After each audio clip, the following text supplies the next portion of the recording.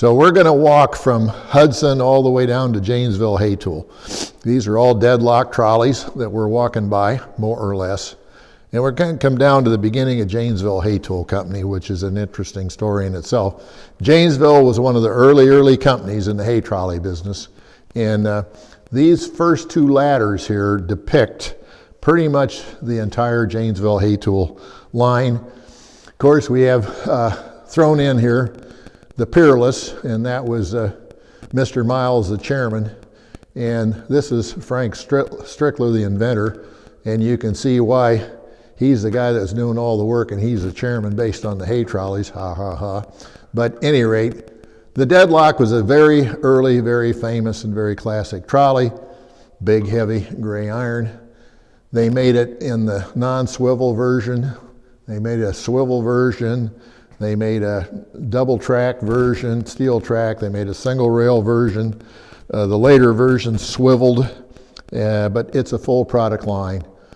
The trolleys pretty much across the board say Deadlock on them on one side or the other, and that was the brand name, the Janesville Hay Tool Deadlock. In their little early catalog is about the only piece of literature you'll find with these trolleys in it. So what happened after 17 years, as we all know, the patents run out.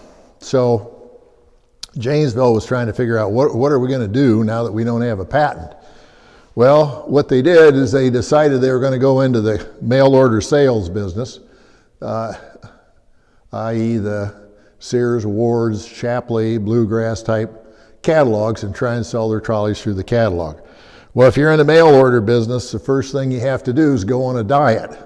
So this trolley over here gets shrunk down to this trolley right here, which weighs about half as much. So the trolleys have to go on a diet right off the bat to go in the mail order business. So they were gearing up for this right around 1900 when the patent ran out. And then there was a big event occurred, and that was the arrival of Frank Patent, this gentleman right here, who we're going to talk about in detail in a minute. But he bought out the Janesville Hay Tool Company because he needed help making these trolleys. And as you get over here, the transition from Janesville Hay Tool, owned by the current stockholders, and the ones owned by Frank Patent in Montgomery Ward, this whole product line right here that we've been talking about got discontinued. So that's sort of chapter one on the Janesville Hay Tool story.